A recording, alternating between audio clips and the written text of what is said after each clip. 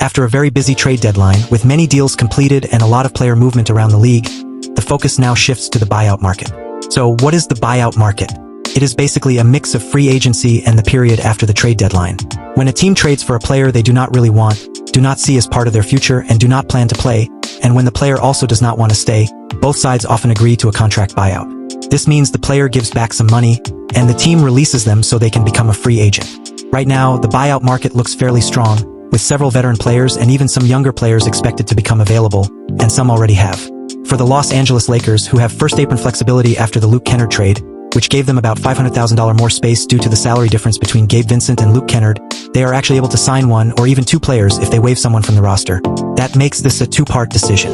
Do they just sign one player from the buyout market, or do they waive someone and sign two? As mentioned, the buyout market looks solid, so it is something they will consider. The real question is, who would they waive?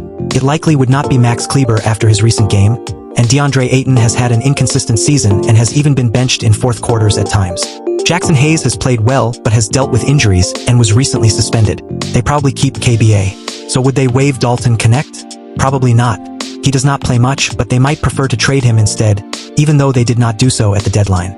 They could still get some value if the right team shows interest. So Kleber seems unlikely, Connect maybe, but probably not.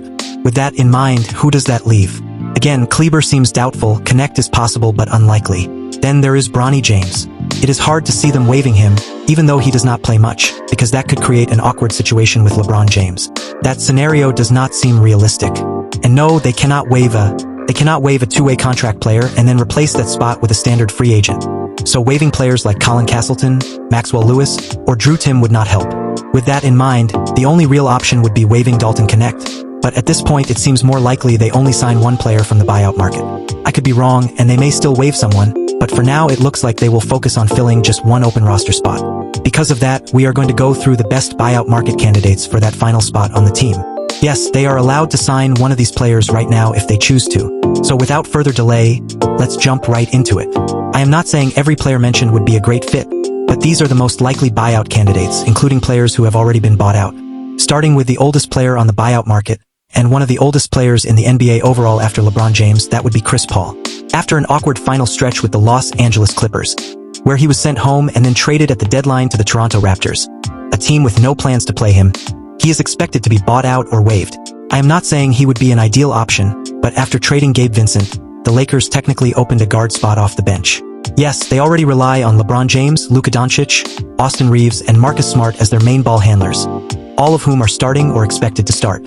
Still, someone could argue that adding another experienced playmaker off the bench might help. In my opinion, it is not the best path, but Chris Paul is probably the best pure point guard available on the buyout market and can still create offense in limited minutes. You could make the argument for it. He would almost certainly want to play in Los Angeles and likely would not want to relocate again, even short term. That said, he probably is not their best option unless they waive someone, which seems unlikely. Moving on from Chris Paul, let's talk about another Chris Boucher. He was moved at the trade deadline and is not expected to remain with his current team, making him a likely buyout candidate. He did not have a strong season and never really found a consistent role, even though many expected him to be a solid contributor. In reality, he received very limited opportunities and barely played, appearing in only 9. He only played 9 games for them, many of which came in garbage time, averaging just 10.4 minutes per game and a little over 2 points per game. That is not a fair measure of what he actually brings or what he can do on the court. Instead, it makes more sense to look at his final season with the Toronto Raptors, where he averaged 10 points, 4.5 rebounds, 1.7 assists, 0.5 blocks, and 0.5 steals per game, while shooting an efficient 49.2% from the field and 36.3% from three-point range. If Maxi Kleber were injured, struggling, or unavailable, then Boucher could make sense as an option. Like Kleber, Boucher can play both the power forward and center spots depending on the matchup, giving positional flexibility, floor spacing, and some lob threat ability. He would be a strong fit if the Lakers did not already have Kleber or if they moved on from one of their current centers, which I honestly do not expect them to do. Shifting to something positive for the Lakers, they recently pulled off a comeback win against the Philadelphia 76ers. If you were live betting on Polymarket like I was, you could have done very well. After the Lakers fell behind in the first quarter, I bought in at 40%, knowing Philadelphia struggles to hold leads. They are the worst third-quarter scoring team in the NBA at 26.3 points per game, and they rank bottom 3 in the fourth quarter as well. Because of that, I stayed patient, waited for the Lakers' comeback, and eventually cashed out at 80%. doubling my money by using game awareness while live trading on Polymarket, which is now legal in all 50 states. Anyone can try it by joining the waitlist through the link. After that, another name to mention is a player who has been injured but would be a strong fit if healthy, and that is a big question mark. That player is Matisse Thybulle of the Portland Trail Blazers, who is reportedly a candidate to be waived or bought out. If he were to hit the buyout market and suddenly regain his health, he would be a great option. Unfortunately, health has been a major issue. Over the past 2 seasons, he has dealt with a torn UCL, knee injuries, and recurring knee problems, limiting him to just 19 games in the last 2 years. That is tough. If healthy, though, he would be an excellent fit. He is clearly an excellent defender and would probably be the best defender on the buyout market if he became available, but I am not sure he would be the right choice. The biggest concern is his health and whether he can stay on the floor or even fully recover. He is not healthy right now and does not have a clear return timeline. Maybe he comes back, maybe he does not, and that makes it a major risk. If he were healthy, I would love the fit. He could realistically be a true 3 and D option. Last season, even though it was only 15 games, he shot 44% from the field, averaged over 2 steals per game, and did so in just 20.8 minutes per night.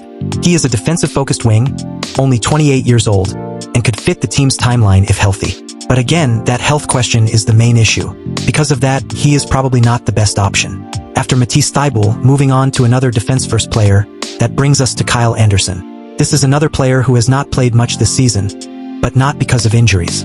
It is mostly because the Utah Jazz are focused on losing games and have limited his minutes, often giving him DNPs. He has played 20 games, and in 20.1 minutes per game, he is averaging over 7 points, more than 3 rebounds, and 3 assists, along with 1.2 steals per game, which translates to over 2 steals per 36 minutes. He is also shooting an efficient 52% from the field and 60% from 3, though on extremely low volume, just 5 total attempts.